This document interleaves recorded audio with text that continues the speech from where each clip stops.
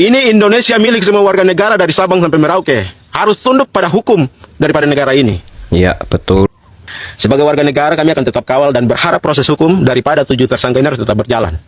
Harus dan wajib dijalankan agar menjadi efek jerah bagi kaum intoleran yang hari ini masih terus mengatasnamakan agama, mabuk agama, padahal tidak sadar mereka kesetanan, ya, para dajjal, para antikris yang hari ini sedang mengobok-ngobok ya, kedaulatan daripada NKRI ini. NKRI ini milik semua agama yang terdaftar di dalam republik ini, bukan milik kaum muslim saja. Tapi kalau memang syariat itu, Islam itu mau dijalankan, ya udah pecahkan negara ini jadi 2 bagian, blok timur, blok barat. Blok barat silakan jalankan syariat Islam, jadikan negara Islam, biar kami di wilayah timur ya kami hidup berdampingan antar umat beragama seperti ini.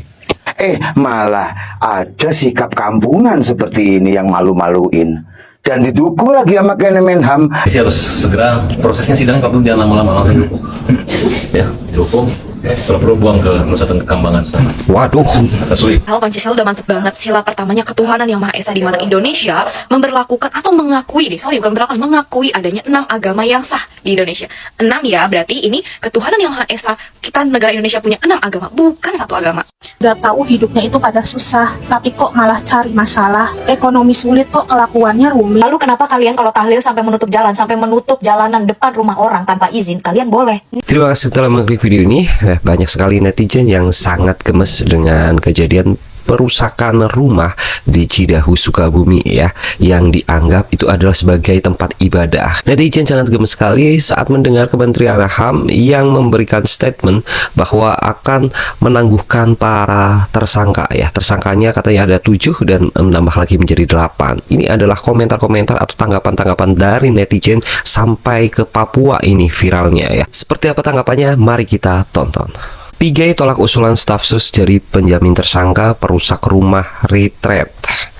Menteri HAM Natalius Pigai tak akan menindaklanjuti usulan staf khususnya Thomas Haming Suwarta terkait permintaan menjadi penjamin bagi tersangka kasus perusakan rumah retret di Desa Tangkil, Kecamatan Cidahu, Sukabumi, Jawa Barat. Sebagai Menteri HAM RI, saya tidak akan menindaklanjuti usulan spontanitas Thomas Suwarta, staf khusus Menteri HAM, karena itu mencederai perasaan ketidakadilan bagi pihak korban, ujar Pigai dalam akun X-nya. Pigai menyatakan tindakan yang bertentangan dengan hukum merupakan perbuatan individu yang tidak sejalan dengan nilai-nilai Pancasila.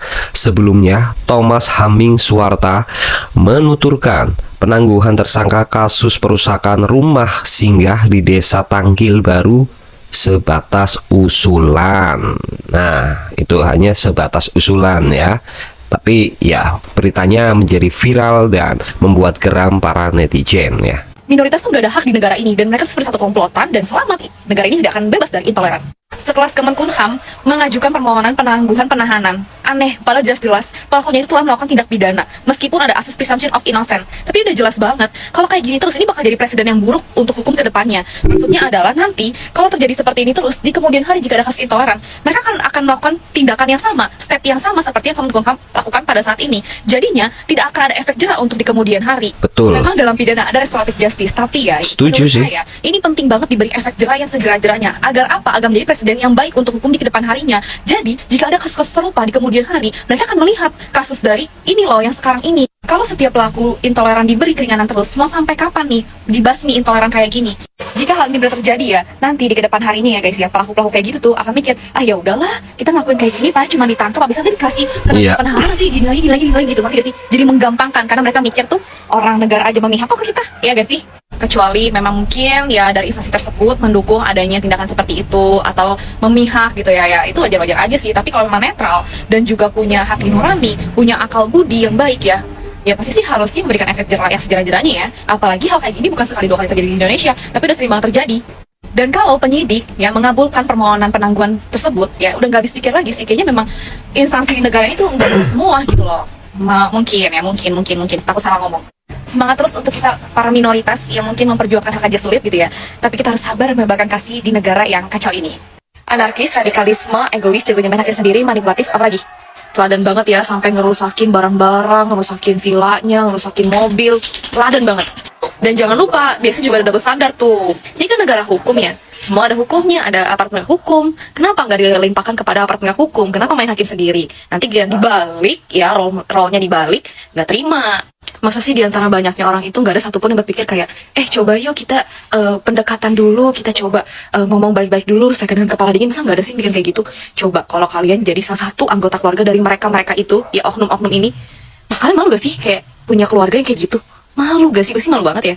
Padahal Pancasila udah mantep banget. Sila pertamanya ketuhanan yang Maha Esa, di mana Indonesia memberlakukan atau mengakui mengakui adanya 6 agama yang sah di Indonesia.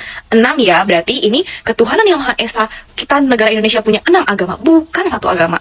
Gak usah mikirin Indonesia masih gimana banget deh, gak usah ya. Dari hal simpel aja dulu ya, tolong SDM-nya dibenerin dulu. Udah 2025, masa masih gak bisa hidup damai dan berdampingan secara tentram gitu. Salam toleransi. Manipulatif, nggak tahu diri, sama satu lagi play victim nih, nambah lagi kata-katanya. Ini kata-kata yang cocok nih menurut gua. Giliran begini bilangnya, tolong kasihani kami pak, gimana nanti anak kami, gimana nanti kehidupan kami setelah suami kami di penjara.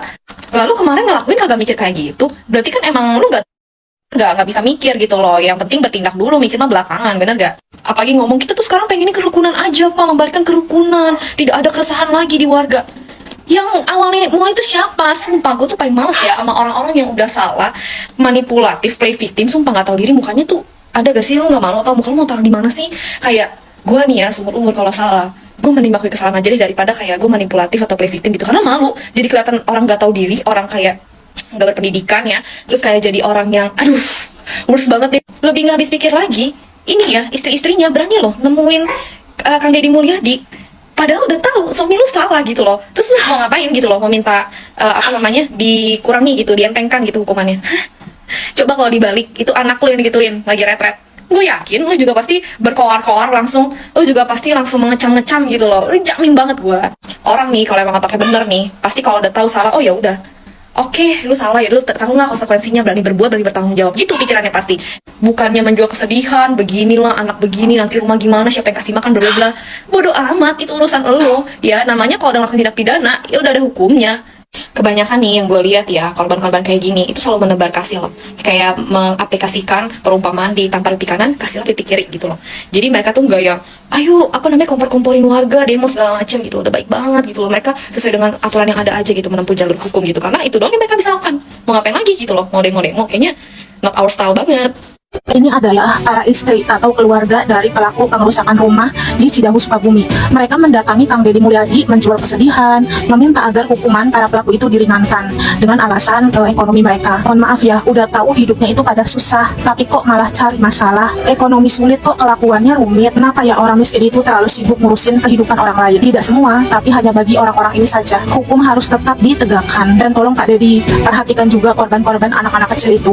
Juga ada apa dengan Kementerian HAM? Kenapa seakan mendukung para pelaku kriminal dengan menangguhkan atau menjamin kebebasan kepada mereka? Gue rasa ini nggak adil. Kasus Villa Cidahu di Sukabumi dirusak karena diduga tidak berizin, warga membubarkan retret secara paksa. Salam APBN, ambil positif, buang negatif, tonton videonya sampai habis. Gue tahu banget pasti hal ini udah nongol, udah muncul di FYP kalian, tapi biarin kali ini gue yang ikutan bersuara. Anarkis, egois, main hakim sendiri, itu yang bisa gue definisiin. Itu warga cuma menduga-duga aja, padahal itu villa pribadi yang lagi mengadakan retret untuk anak liburan sekolah yang isinya anak-anak dan para remaja. Ya, di villa itu bukan rumah ibadah, itu adalah villa properti pribadi. Mungkin kalau diibarat katain, misalkan gue pribadi punya villa, terus teman-teman gue lagi nginep di rumah, lagi nginep di villa gue gitu, terus tiba-tiba gue bikin puji-pujian memuji Tuhan Yesus, terus tiba-tiba dilemparin batu, digerebek, dikira rumah ibadah, terus dibubarin secara paksa. Kenapa sih harus kayak gitu? Kenapa sih harus main hakim sendiri? Kenapa harus seperti itu? Kalian itu mau jadi apa sih? Mau jadi pahlawan apa sih? Indonesia itu menganut 6 agama atau hanya 1 agama sih? Kalian mau jadi teladan untuk siapa? Ngehancurin properti, ngehancurin villa, ngelemparin batu, ngerusakin kaca, ngerusakin mobil. Kalian tuh mau jadi apa sih? Mau biar apa sih? Biar kelihatan apa sih? Sampai katanya ada netizen yang komen itu ada kok hadisnya, mereka hanya menjalankan perintah Allah bla bla bla bla bla, menjalankan perintah Muhammad apalah segala macam. Gua nggak ngerti, gua nggak paham. Cuman setelah gua cari tahu dan segala macam, hadis yang mana? Ajaran yang mana? Gue serius nanya karena gue nggak tahu. Tapi kalau memang ada ajaran dan hadisnya, silahkan kirimkan linknya ke DM gue. Agama mana yang menyuruh dan mengajarkan untuk menghancurkan atau menzolimi agama lain? Kenapa orang Kristen hanya diperbolehkan untuk ibadah di rumah ibadah? Emang nggak boleh ibadah di villa, di rumah pribadi, di rumah teman? Nggak boleh, harus di rumah ibadah. Lalu kenapa kalian kalau tahlil sampai menutup jalan, sampai menutup jalanan depan rumah orang tanpa izin, kalian boleh? Ini gue beneran nanya pakai nada dering ya. Cuma mungkin memang seharusnya kalau tiba-tiba villa pribadi tersebut mau dijadikan tempat retret yang which is akan ada banyak keramaian, akan banyak orang datang gitu ya. Mungkin harusnya pemilik villa tersebut minta izin ke RT RW setempat gitu ya. Nah, itu kan kita nggak tahu kan mereka izin atau enggak gitu. Cuman seharusnya mungkin ada izinnya. Karena kalau surat izin bangunannya itu terbit sebagai villa pribadi, sebagai rumah tempat tinggal pribadi, ya berarti tidak butuh izin sebagai rumah ibadah. Tapi selayaknya etika ketika kita akan membuat keramaian di dalam rumah tersebut, di dalam properti tersebut, ya ada baiknya kita memberitahu RT RW setempat gitu loh, biar nggak pada kaget gitu. Ini apa tiba-tiba ada keributan? Padahal kita lagi ngadain retret, kita lagi ngadain teman-teman nginep, lagi sleepover bareng-bareng. Balik lagi ke netizen yang ngomongin soal hadis. Bukannya dalam ajaran Islam itu juga ada menjaga tempat ibadah ya? Mau itu masjid, itu musola, itu sinagage, itu gereja, itu harus dijaga. Dan dalam hadis ajaran Islam bukannya ada larangan merusak, ada larangan zolim dan mengganggu, ada juga hadis larangan anarkisme kan? Tapi balik lagi ya, kalau ngomongin agama emang nggak pernah akan ada habisnya gitu. Makanya kita selalu dilarang untuk berbicara perihal sara gitu. Menurut gue ini bukan soal Islam atau Kristen ya, tapi ini soal fungsi dan frekuensi. Kalau mau ngomong masalah tahlil juga diadakan di rumah-rumah, tahlil juga beramai-ramai banyak orang, ya itu juga harus izin RT dan RW kalau mau adil. Nah yang agama lain, agama Kristen kalau mau retret, agama Katolik kalau mau ibadah, kalau mau retret di rumah, ya izin juga ke RT RW setempat karena akan membuat keramaian. Sama-sama nggak boleh ganggu tetangga, nggak boleh bikin macet, sama-sama harus pakai jalur musyawarah kalau mau keberlanjutan. Jadi kalau ada yang teriak, loh retret kenapa minta izin, giliran tahlil enggak gitu ya. Harusnya dua-duanya minta izin biar adil. Yang jadi persoalan pidananya itu kan bukan persoalan melarangnya, Iya. Tetapi yang jadi persoalan pidana adalah persoalan merusaknya. Misalnya kan dia yang dari pihak itunya noyot, Bapak udah Noyot, motot, Coba kalau misalkan cuma nyelehan. itu benar gitu Bapak. Jadi Bapak datang justru membuat suasana gaduh. Kayak kemarin kan gaduhnya katanya Bapak mengasih uang ke Pak Yongki 100 juta. Terus Pak Yongki bikin terus Pak Yongki bikin konten katanya, nih uang 100 juta dari Pak Yongki mau dikasihkan ke DKM masjid semua yang ada di sini. Nyatanya kan tidak ada, bohong. Oke, selamat pagi, assalamualaikum untuk seluruh majelis rakyat Kolmah di mana kalian berada. Seperti video yang sudah teman-teman saksikan, di mana ternyata yang berjumpa dengan Pak Gubernur konten kita ya, Pak DKM Deddy Mulyadi, itu bukan hanya para orang tua dan juga istri-istri daripada para pelaku, tetapi juga dari pemerintah, pihak pemerintah kampung, yaitu kepala desa dan juga RT yang hadir. Kalau teman-teman mau nonton video lengkapnya ada di channel daripada Pak Deddy Mulyadi.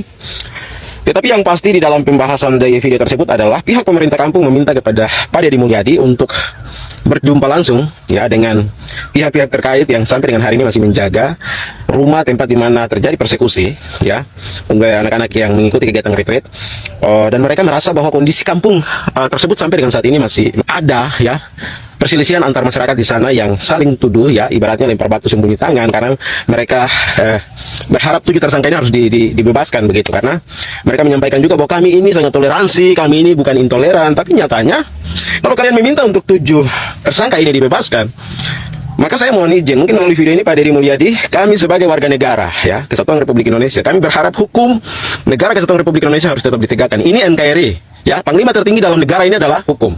Oleh sebab itu, sebagai negara demokrasi, kami berharap Pak Deddy Mulyadi boleh ya, sebagai gubernur boleh untuk berjumpa dengan masyarakat dan melakukan hal-hal yang artinya sesuai dengan permintaan mereka, tetapi terkait dengan penegakan hukum harus tetap berjalan. Kan untuk Pak RT, kalau saya tidak tahu ini yang RT yang mana, yang kepala desa yang mana. Jelas-jelas melakukan persekusi terhadap kegiatan retreat oleh anak-anak muda di sana, di kampung Anda. Bukan hanya 7 orang. Apakah kalian menginginkan 7 orang ini dibebaskan terus tangkap semua orang yang terlibat? Begitu. Ini pihak kepolisian sudah sangat baik, luar biasa loh, hanya kasih 7 orang tersangka untuk kami rakyat Indonesia dipertontonkan kepada kami. Kalau dengan cara-cara seperti kalian ini datangi gubernur dan minta agar Pak Gubernur memfasilitasi untuk ya, karena hari ini rakyat kalian itu saling menyalahkan satu sama lain, mengapa mereka harus ditangkap, tolong dibebaskan, bla bla bla dan lain-lain. Kalian kira ini negara nenek moyangmu punya sendiri dari kampungmu? Ini Indonesia milik semua warga negara dari Sabang sampai Merauke. Harus tunduk pada hukum daripada negara ini. Ya, betul. Oleh sebab itu, kami berharap Pak Gubernur bisa lebih bijak lagi ya. Silakan diatur masyarakatnya seperti apa, tetapi kami meminta hukum harus tetap ditegakkan, agar kami sebagai warga negara masih percaya dengan hukum di Republik ini. Bahkan kami berharap mereka 7 orang ini harus ditindak tegas, dihukum seberat-beratnya atas perlakuan mereka terhadap anak-anak muda yang hampir dengan hari ini kemungkinan masih ada yang trauma dengan kejadian tersebut. Jadi teman-teman semua, dari pembicaraan ini kami melihat bahwa si pria tadi ya di video itu menyampaikan bahwa kami sangat toleransi, kami sudah hidup 25 tahun berdampingan. Memangnya negara ini baru jadi 25 tahun? Jelas-jelas yang melakukan persekusi bukan hanya 7 orang. Apakah kalian mau kami menuntut kepada pemerintah ini untuk menangkap semua orang yang terlibat? dalam aksi persekusi tersebut. Tindakan kriminal, kejahatan, melanggar HAM yang kalian lakukan. Pakai otak. Jelas-jelas bukan 7 orang itu saja yang tersangka. Satu kampung itu. Banyak sekali semua yang terlibat itu harus ditetapkan sebagai tersangka. Yes. Poin kedua yang dibahas adalah kami juga sebagai warga negara dan sebagai umat Kristen. Ada poin yang disampaikan di situ bahwa pemilik penginapan atau rumah singgah tersebut yang menjadi korban, Pak Yongki, itu dalam video yang menyampaikan bahwa biaya 100 juta yang disumbangkan oleh Pak DKM Deddy Mulyadi, Pak Gubernur, kepada Pak Yongki, itu tidak diserahkan kepada pihak masjid dan musola yang ada, tetapi itu sebuah pembohongan publik yang dilakukan oleh Pak Yongki. Maka sebagai warga negara, sebagai umat Kristen, ini saya malu kalau ada pernyataan seperti itu. Banyak orang telah menggunakan fiti Bapak pernyataan di mana uang itu diserahkan kepada pihak masjid. Jadi jangan membuat malu kepada kami umat Kristen. Nah, Kami itu berharap Pak Yongki dapat menjelaskan itu kepada Pak publik. Yongki. Itu benar atau tidak? Kalau memang tidak diserahkan, jangan membohongi publik. Karena tindakan kasih, kalau memang itu dilakukan, diserahkan, harus dibuktikan masjid mana yang terima, warga mana yang terima dari uang 100 juta itu. Karena di dalam video tersebut itu juga dibahas. Maka kami minta Pak Yongki sebagai pihak korban harus mengklarifikasi bagian ini. Itu yang ingin saya sampaikan, teman-teman. Silakan nonton video lengkapnya di akun daripada Pak Deddy Mulyadi. Yang jelas bahwa kami akan tetap kawal. Sebagai warga negara kami akan tetap kawal dan berharap proses hukum daripada 7 tersangka ini harus tetap berjalan. Harus dan wajib dijalankan agar menjadi efek jerah bagi kaum intoleran yang hari ini masih terus mengatasnamakan agama, mabuk agama, padahal tidak sadar mereka kesetanan, ya, para dajjal, para antikris yang hari ini sedang mengobok-ngobok ya, kedaulatan daripada NKRI ini. NKRI ini milik semua agama yang terdaftar di dalam republik ini, bukan milik kaum muslim saja. Tapi kalau memang syariat itu, Islam itu mau dijalankan, ya udah pecahkan negara ini jadi 2 bagian, blok timur, blok barat. Blok barat silakan jalankan syariat Islam, jadikan negara Islam, biar kami di wilayah timur ya kami hidup berdampingan antar umat beragama seperti ini. Oke, untuk seluruh rekan-rekan Majelis Rakyat Konoha di mana saya kalian berada, komentar kalian saya butuhkan. Silakan titip komentar kalian. Apakah yang menjadi pernyataan saya atau penyampaian saya hari ini itu perlu kita mendapatkan klarifikasi dari Pak Yongki sebagai pihak korban, apakah benar anggaran diserahkan kepada pihak masjid atau tidak. Terima kasih, hanya itu yang saya sampaikan. Salam sehat, salam waras, selamat pagi, Tuhan memberkati. Alam indah. Dah. Kemenham mau jadi penjamin 7 tersangka persekusi pembubaran ibadah retret di Cidahu, Sukabumi. Maksudnya apa? Udah gila apa ya? Tersangka malah dibela. Bukan anak-anak yang jadi korban, yang sudah mengalami trauma, ketakutan gara-gara peristiwa itu. Parah. Gua aja sebagai muslim malu dengan kelakuan norak deso para perusuh itu. Udah jelas-jelas kita ini negara demokrasi, agamanya banyak, budayanya banyak, bukannya toleransinya ditingkatkan, malah ada sikap kampungan seperti ini yang malu-maluin. Dan didukung lagi sama Kemenham dengan mau jadi penjamin. Pak Presiden, tolong ini ditindak ini Kemenham, maksudnya apa? Sekali lagi, yang dibela itu tersangka persekusi, bukan korban si anak-anak di retret itu yang sudah jelas-jelas ngalamin trauma karena kejadian itu. Mikir nggak sih otaknya itu? Wah, parah. Ya sudah guys, saya Joel Kriwil. Salam damai, salam tata. Saya ingin, ya kalau namanya mendamaikan juga berada yang terluka sulit. Jadi salah satunya adalah hukum yang berat buat pelaku intoleransi. Jangankan pukul teriak-teriak hartik juga nggak bisa. Ya, karena di negara mayoritas ini intoleransi itu sering dilakukan sama mayoritas ke minoritas.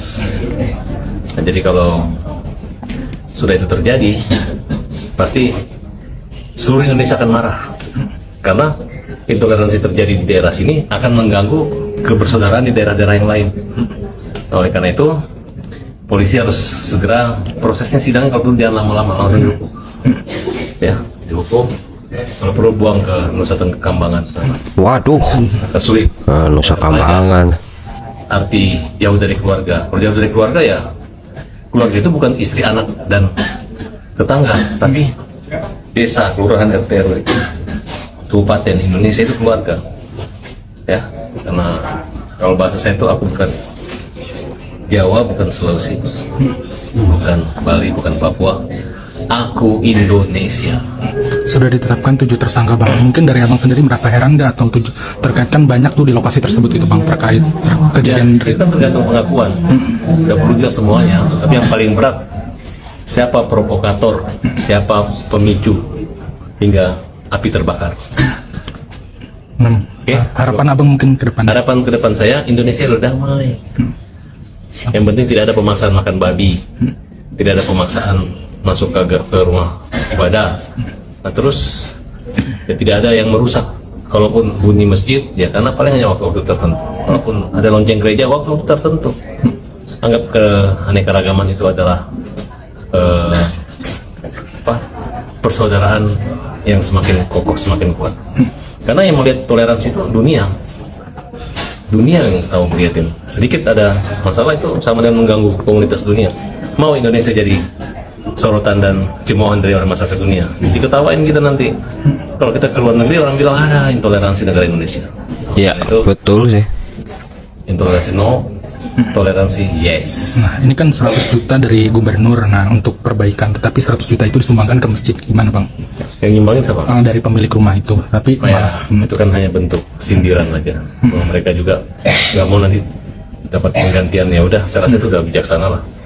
Artinya itu jiwa besar itu harus kita hormati aja. Semoga Tuhan membalas dan terbalas dengan dihukum beratnya para pelaku intoleransi. Oke. berharap stop gak sih bang ke depannya? Ini kan sudah merusak Bhinneka Tunggal Ika, semua pihak banyak sudah yang tidak speak up. mengerti dan sengaja mengacau keamanan. Hati-hati juga. Harus Kamtibmas dan lingkungan RT RW desa harus lebih cekap dalam mencegah persoalan ini. Oke, harapan ke depannya yang terakhir. Harapan kedepannya sejahterakan daerah-daerah yang miskin, jangan mereka membakar api sensitif karena kemiskinan. Indonesia harus maju. Oke, makasih. Sejahtera. Oke bang. Ya, begitulah video-video tanggapan netizen ya yang geram dengan adanya kejadian atau kericuhan perusakan rumah ya yang dianggap sebagai rumah ibadah ya. Bagaimana menurut kalian? Silahkan kalian komen di kolom komentar. Kalau menurut saya terkait kasus ini ya, menurut saya pribadi mau apapun alasannya, ketika sudah merusak, sudah membuat kericuhan, dan ini rumah pribadi ya, dan belum disahkan menjadi rumah ibadah. Ini rumah pribadi ya, meskipun rumah ibadah pun kalau dihancurkan oleh agama lain ya tetap harus dihukum gitu loh. Harus dihukum agar apa? Agar ada efek jerahnya. Karena ketika tidak dihukum nanti tidak mendapatkan efek jerah dan pasti akan terulang kembali. Itu yang pertama. Yang kedua, benar kata Farhad Abbas ya, ini akan menjadi pandangan dunia ya, ketika di Indonesia seperti ini nanti ya akan dipandang oleh dunia. Ini mau gimana? Jadi aduh, ketika nanti kita orang Islam ke luar negeri nanti pandangannya seperti itu ya. Jangan sampai itu terjadi ya. Ini harus segera ditegaskan ya. Dia tetap harus dihukum, mau berapa bulan, berapa tahunnya, tetap harus ada hukuman. Yang penting harus ada hukuman. Itu kalau menurut saya, untuk membuat efek jerah dan untuk memperbaiki semuanya, untuk memperbaiki juga pandangan dunia ya, di mata dunia nanti, biar wah Indonesia memang benar tegas seperti itu loh. Ini benar di mata dunia ini, ketika mereka melihat, waduh, itulah akan jadi jelek. Yang jelek bukan Sukabuminya tapi Indonesianya, itu loh yang harus dijaga. Oke, sekiranya cukup sekian. Maaf jika ada kata-kata yang salah atau kurang berkenan. Saya minta maaf sebesar-besarnya. Sampai jumpa kita di video berikutnya. Bye.